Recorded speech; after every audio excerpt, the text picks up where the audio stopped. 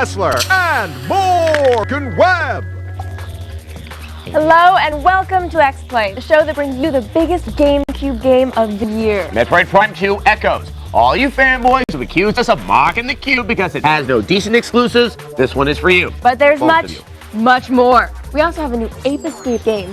Why? Someone likes monkeys. Me. Plus, the new game created by Metal Gear Solid mastermind Hideo Kojima. And last but not least, two huge fighting games. For the wrestling fans, we have WWE SmackDown vs. Raw. And for everyone else, we have Dead or Alive Ultimate. It's the first online DOA game, and it comes to us from Team Ninja, the developers who created this year's sensational Ninja Gaiden. So you know it's bound to have realistically proportioned women. Oh, yeah. If your reality is the porn industry. Yeah. But we begin with the new Ape Escape game. Hey, we liked the other Ape Escape games. They were cute platformers that almost anyone could enjoy. Not anymore. Here's our review of the game with the worst subtitle ever. Ape Escaped, Pumped, and Primed. It had these weird live-action monkeys, and sadly, they're the only interesting part of this game. Which once again reinforces my belief that when the Japanese do weird, they totally commit to it. Well, for example, our next game comes from the creator of the already strange Metal Gear Solid series. It's a Game Boy game that uses a light sensor. Yeah, some of you know what I'm talking about. Boktai 2, Solar Boy, Jangle. So, is the subtitle of Boktai 2 a Django Reinhardt reference? Because I failed to see the connection between jazz guitar and vampire slaying. And why is there a raver in the game lab? Trust me, it's just a weird Kojima thing. We like him. We just don't understand him. That's how I feel about you sometimes. I like you, but I don't really understand you. What don't you understand? I don't know, the ADD, the stapling yourself in the crotch, the constantly screaming, dick, dick, dick, dick, dick, dick. Yeah, that. Morgan Webb. That's all for a lap dance? It's like $4, yeah. 10 minutes. Welcome back to Xplay. We return with a review of a popular fighting game's first foray into the online realm. Dead or Alive has never been a particularly deep fighting game. It's always been a bit of a button masher, but it has something the fanboys seem to love. Women that are designed by lonely men with an active imagination. Plus, it has a quite good pedigree, since it comes from the development team behind this year's excellent Ninja Gaiden. Now it's online. Here's a review of Dead or Alive Ultimate.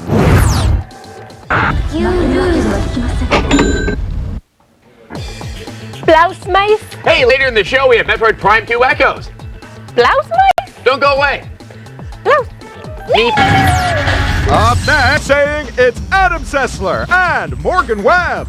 And I am so tired of hearing it. Welcome back to Xplay. Do you like wrestling? No. Well, that doesn't matter, because we have a wrestling game for the PS2. Fantastic. Come on, Adam. Give the people what they want. Fine. Here's a review of WWE SmackDown vs. Raw.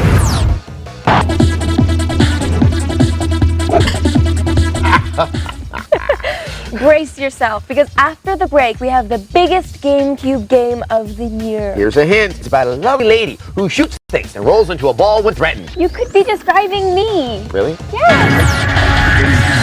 Coming up, how can I have Adam Sessler and Morgan Webb? For what purpose? No.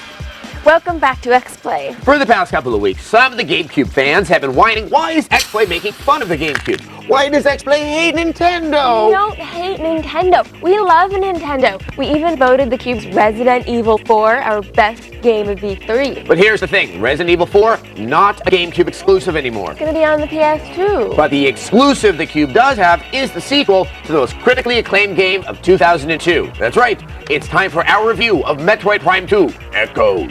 Echoes.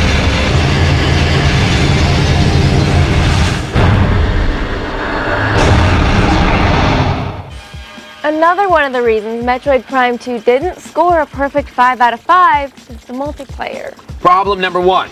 It's 4 players on a split screen. There's no LAN, so you can't link 4 cubes together. Instead, you have to look at an itty-bitty fourth of the screen. Problem number 2. You can lock on the targets, which pretty much takes the skill and fun out of shooting people. Yeah, the single player is still incredibly good and incredibly challenging, but in this day and age, multiplayer and online play are important parts of the gaming experience, and the Cube sort of missed the boat on that one. Bye-bye. That's negative.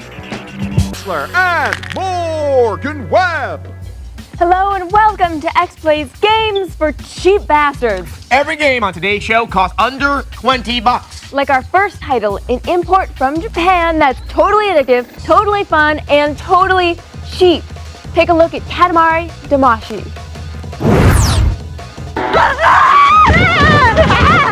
Personally, I like rolling the people up. Their screams are funny. They are, and fighting fans who like screams will enjoy our next cheap game, Guilty Gear X2, Sharp Reload.